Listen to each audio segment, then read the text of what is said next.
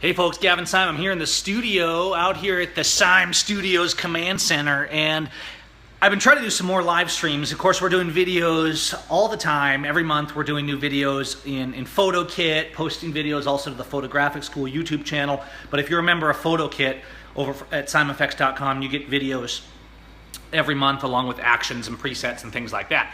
But I also want to start doing more live videos on here, and today I want to talk about prints. I want to talk about some of the print quality. One of the things that I've focused on in building my career, and actually I just got 4 new merits from international competition this year, so I'll get my honorary, if that's what we're calling it, master's degree from Professional Photographers of America for achieving enough merits on the national level to do that.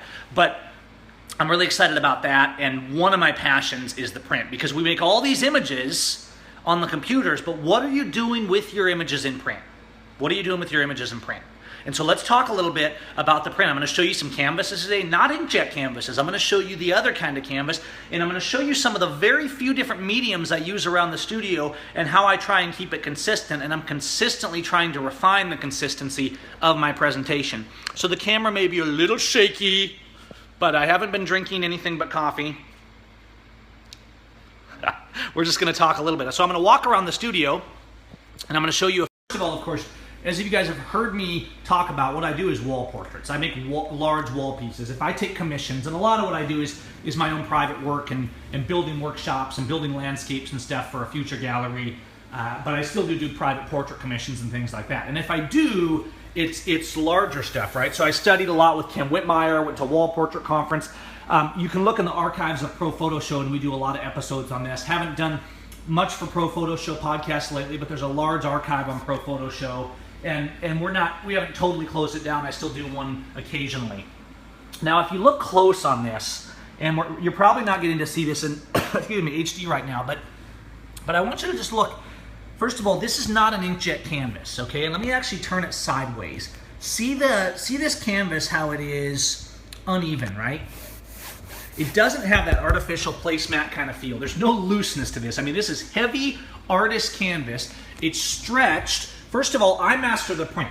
So I'm mastering the print right here, but a lot of people do have one of the Pro Labs print. I print right here on my Canon. Then I send the print in this case, Whitmire and Associates still has a canvassing process. They do the traditional canvassing process. So I send the print into Whitmire at canvasmount.com is their website. And they bond that print to a heavy piece of canvas, is how I get my heirloom wall portraits. Then they bond it. Now there's 4 or 5 coats of lacquer on this. This is so far above, I mean, you can claim this with Windex if you want. That's what I tell my clients. These are an heirloom lifetime product. And so you'll see all around the studio, and they have a depth to them. They have a beauty to them that's just wonderful. And look, you know how much I believe in these, because I have an inkjet printer right here. I print on like a luster paper and then have it bonded to a canvas, right? Because they're that good. It's that much of a step up from just a canvas. Now, I don't rule out trying things, you know, like the new canvas materials and things like that. But while I love printing my own, I've found that it doesn't, in the canvas world, the inkjet canvas world, it's not really canvas is the problem. It's not real canvas going through these printers, and I want that real canvas. Now, there's pretty much, that's my heirloom canvas. That's the main thing I sell. And so portraits around here done on that heirloom canvas. Here's a huge one we did where there was over 40 people, and I actually sold the client one just like this. It is a 70-inch. Now, in my somewhat messy back room, you'll also see that I have a mounting press. Here's an old 40-inch mounting press. And so I can vacuum and mount here. And typically I'll do that with black and whites and things like you see with this little portrait over here. And so this is a mounted print. I don't really like putting my black and whites behind glass, because I like the effect, kind of like I get with the canvas. I guess I'm spoiled with canvas. I'm not saying I never would. I'm actually still experimenting. I look for 1 or 2 or 3 ways. Eventually, when I open a landscape gallery, there's only going to be 1 or 2 different presentation styles in there. And this is consistently in the high-end landscape and artist galleries and things like that. They're not all hodgepodge. They don't have an 8x10 over here and a metal over here and the new foam wrap over here. That's not how they do it. This isn't like it's promoted in in your latest lab workshop where they got some junky new thing they're selling you to. If I go to a lab or if I print myself, I want the best quality. I'm not going to go to my client and say, look, I'm making amazing art for you, and then turn around and try and sell them the junkiest thing I can at a high markup. I want to sell them an heirloom. Now the other thing, you'll see these. I have a lot of these. These are what I mainly use my press for. For my landscapes and stuff, I wanted something that I could sell that was more budget, but it wasn't just a poster, right? It wasn't just a cheap print. So almost never does a print leave the studio that's not mounted, unless it's like wallets or a little 8x10 or something like that. But you'll notice around the studio, we don't have 8x10s on the wall. That's because that's not what I'm here to sell. I'm not here to compete with Walmart. I'm here to make quality pieces. Now these are my 24 inch. These are all 24 inch on the long edge. And we master these on the printer, and then I mount them. And they're inexpensive to make. I buy the bag there. They're inexpensive to make relatively, but they're still a very nice quality piece. They're not signed, they're just initialed, which is slightly different from my heirloom pieces, which come with a certificate of authentication. They have a stamp on the back that was actually influenced by the way Ansel Adams stamped his prints. And so little things. I mean, I spent years studying the little details, and I'm still working on refining that process, but you can see the sun glare on all this plastic is not showing these prints the best, but you can see kind of how I do those ones versus my higher end pieces where I'm dealing with mounted prints. But the concept, whether it's portrait or landscape, is going to be the same. I do my black and whites one way. I do my canvases. My colors are usually on a canvas. Occasionally I'll do a metal or something like this, and metals are really neat. They do have some downsides as well. Mainly I do black and white mounted, and I do canvas. Right, of course, to do any combination of these things. But increasingly, I'm actually trying to get less different methods in the way I print. What I'm getting at here for you guys today is whatever it is you're making, right?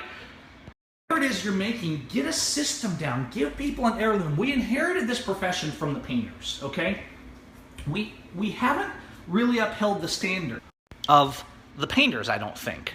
We've kind of commoditized the industry. And if we want to step out, if we want to be able to do more than just take snapshots and sell them to people at no profit, right? Why are most of the photographers going out of business? Well, the bar has been lowered so far. Most people are just like, I can get photos with my phone that are fine. I'll just have them printed at Walmart, right? And we say, well, those people aren't very educated. Well, we, the photography profession, are the ones that have uneducated them.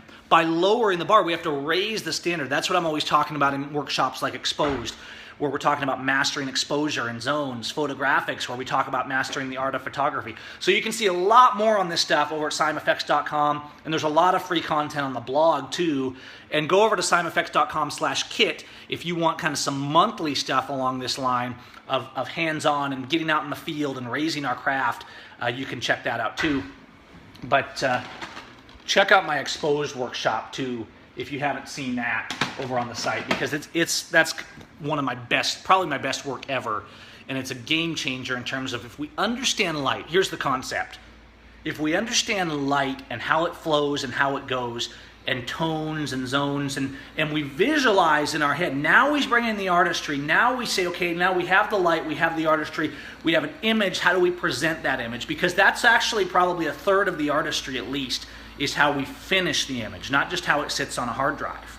So we need to carry it all the way through, and that's kind of what we're talking about today. There's different ways. In my case, I love canvas, but I use the very best, not just whatever cheap inkjet canvas is on sale. I do heirloom canvas, or I do really high quality prints that are mounted. You know, whatever your look is. And if you go to the really fine galleries, not the little co-ops that are selling 8x10s in the bins, right? But you go to the really fine galleries that are selling wall decor, that are really making profit selling fine art and paying the bills kind of stuff.